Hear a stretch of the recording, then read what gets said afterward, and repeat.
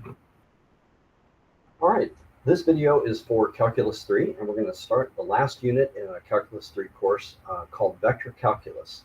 This last unit is usually a pretty big unit and encompasses things from throughout the whole rest of the course. So it's a really interesting unit that really shows the power of the ideas in this course and how you can put them together in different and novel ways to solve some really, really interesting problems in the real world. Just to find a lot of interesting structures. So we're going to see a place for practically everything that we've seen prior to this point somewhere in this unit. Right, this first little section is just an introduction to a new type of sort of like a function. It's called a vector field.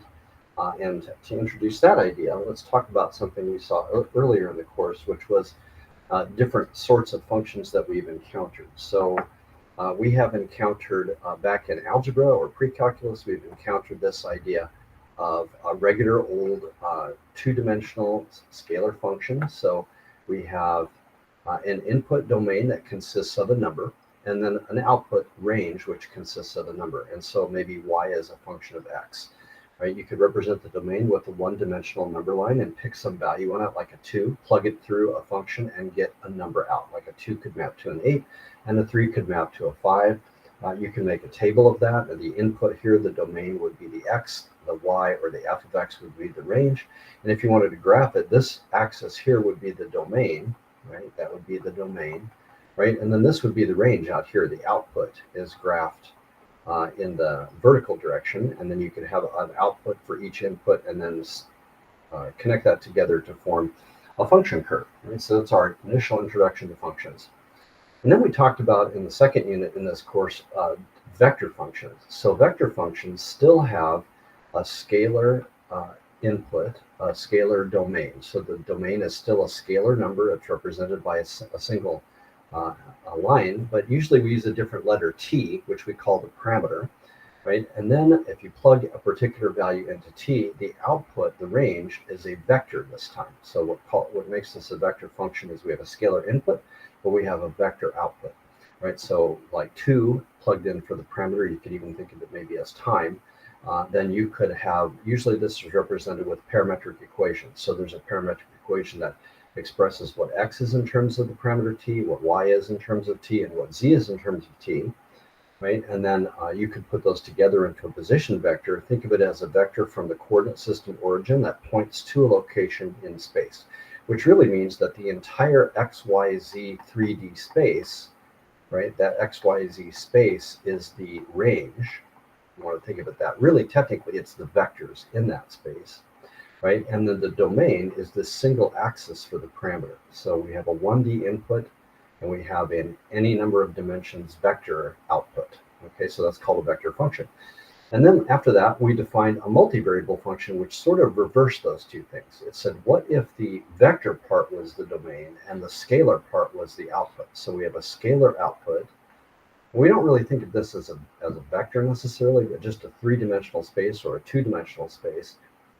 And so you can take any place in space, like 3, 4, 3, x, y, z, and map that to an output. Like maybe have a function that specifies the pressure at every place in the atmosphere. So you can go, a certain distance east, north, and up, and then this will tell you the atmospheric pressure at that point. So we have basically what's equivalent to a vector of 3 dimensions input, and then we have a scalar, a single number as an output. Okay, so those are the 3 types of functions that we have seen so far.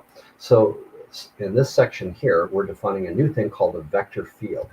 So what is a vector field? A vector field just extends this idea and says, what if instead of having a multivariable function where we have a scalar output, what if we had a vector as the output? So what if we could have a domain which was 3D, and then at every place in 3D, we decided to put a vector instead of a scalar, right? So the multivariable function has a scalar if we have a vector output, and now it's called a vector field, right? So a vector field is just the last case, multidimensional input, multidimensional output, right? So you can think of it this way. You can take any x, y, z in 3D space or 2D space or any number of dimension space, and then you can define a vector in that same dimensional space, right? So the same dimensional space.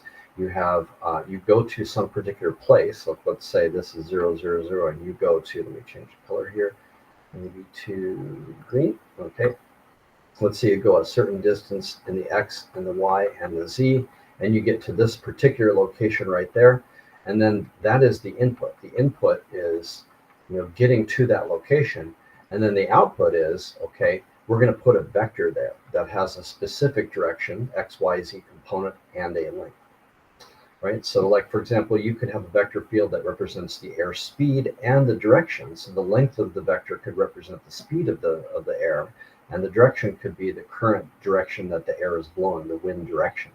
Or maybe you could have magnetic field strength and direction. So at any place around some coordinate system, you can go X, Y, Z to that location, and the vector tells you the magnetic field strength, the length of the vector, as well as the direction that the vector, the magnetic field lines are pointing. Right, so super useful concept, and it's going to be one of the things that we do in this unit. We had to add it because we do some things with vector fields, but we also still use these previous structures of multivariable functions and vector functions and 2D functions in this unit. Okay, so the one thing we might ask you to do in homework here is just to sketch a vector field. We won't typically do this on tests because it's really tedious, right? But what we could do is, I'll just highlight this with a couple things here. So let's say that you wanted to sketch this vector field. So the way a vector field would be specified is we would have a vector. So I'm going to put an arrow over here to indicate this is a vector. It could have any number of the domain of the whole thing. The domain of the range could be 2D, could be 3D. Usually if we ask you to sketch, we'll keep it in 2D. It's harder to sketch in 3D. Right, but let's say we had a 2D vector field, so that means that we can go anywhere in XY plane, and then that means that this XY plane here is the domain. So we just have a 2D domain, which is the XY plane, right?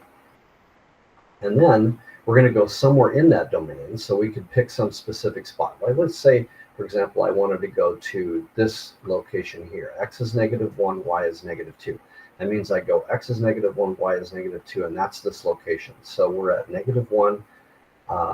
Sorry, I did that wrong. We're going to go to -1, +1. Yeah. Well, let's actually go to the one I pointed to. Let's go to this one. -1, -1. So if I go to -1, -1, that means I'm at that place in the domain.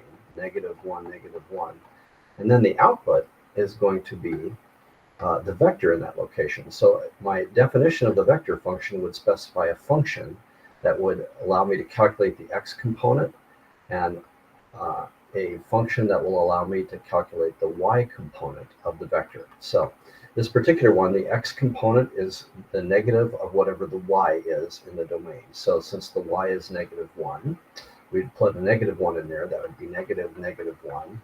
And then the y component is computed by the function x, which is just, in this case, -1. So we're just plugging in -1, -1 into these parametric equations for the x component and the y component.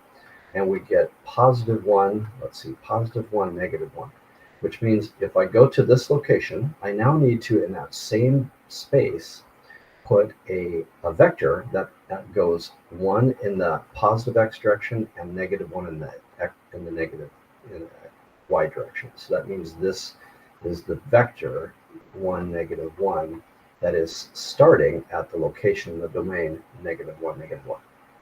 Right? So that's that. Let's do another example. Let's go back to domain and let's plug in. I'll just do this.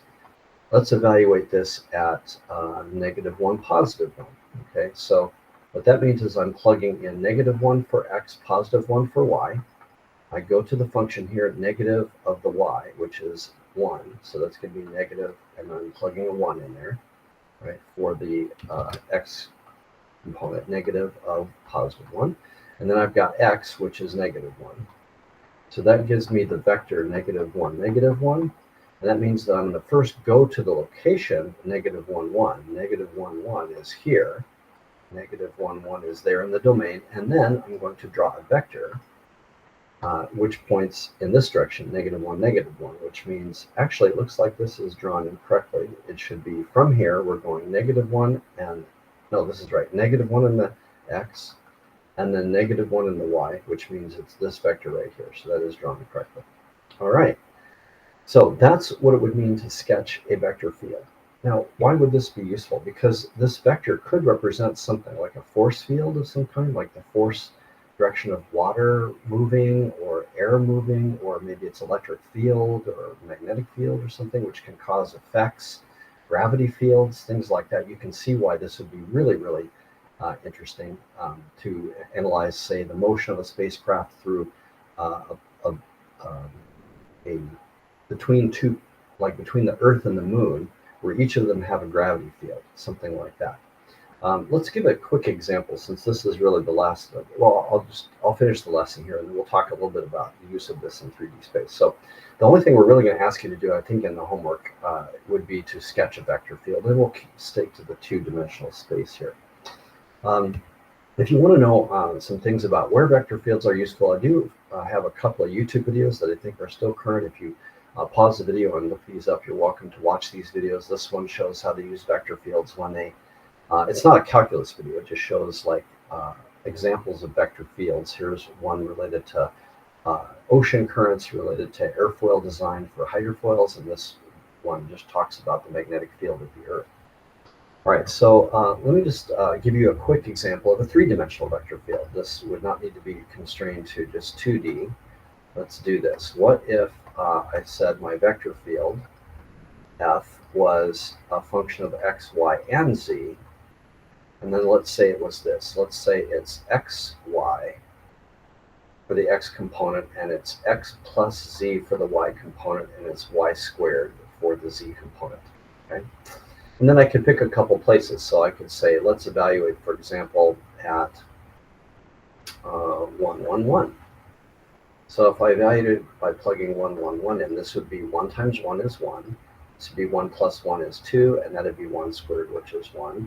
And what if I went to 1, 2, so you want to do that, 1, 2, 2. Okay, so if I did that, that means x times y would be 1 times 2, that would be 2. X plus z would be 1 plus 2, which would be 3, and y squared would be 4. Okay, so now I'm going to sketch this. In this case, I have to sketch a three-dimensional domain and space to work in. And then maybe what we can do for this first one is locate the point, right? So let's go to 1, 1, 1. So 1, 1, 1 means we go 1 in the x direction, 1 in the y direction, 1 in the z direction. So we're at this location at 1, 1, 1. Okay, now at that location, I have to put a vector, and that vector has the components 1, 2, 1, which means starting here, I have to go 1 in the x direction, 2 in the y direction, and 1 in the z direction. And that means that this would be the vector field at that location. Right, so it's hard to kind of see and sketch, but that's what's going on here. Let's do another example. Let's say that we wanted to go, I'll use different colors here. Let's say that we wanted to go to 1, 2, 2. So if I want to go to 1, and then 2, and then 2, which means we're here. We're at this location, 1, 2, 2 in space, in the domain. Now, we could put a vector on there that goes 2, 3, 4. So that means from this starting location, we have to go 2, 1, 2 in the x, 1, 2, 3 in the y, 1, 2, 3, 4 in the z, and that means that the field would look like that here, which means it looks like the further away we're going from the origin, the stronger this field is getting. Okay, so what could you do with things like this? You could do a lot of crazy stuff. I wish we could get to things that were this complicated in this course, but just to give you an idea of how powerful this would be, what if you decided to have a couple of planets? So we've got the Earth over here. I guess I should make it blue, right? Because the Earth is an ocean planet. Got the Earth over here, let's say. So I should make it round as well. So there's the Earth there, okay? And then the Moon over here with its craters and stuff, right? And then maybe we would like to know what is going to happen to a spacecraft as it flies some sort of space curve through there like that. We'd like to know what forces are acting on it. So gravity is acting on it. So the blue planet here, right, centered at some location here, you could come up with a function that tells you at any particular point x, y, z, what is the function of gravity. So there's a gravitational function here. Let's call it f g for the Earth.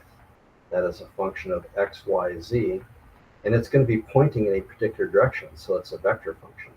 And then you could also have another function that is the force of gravity from the moon, and it also depends upon where you are, x, y, z, and it pulls in a different direction.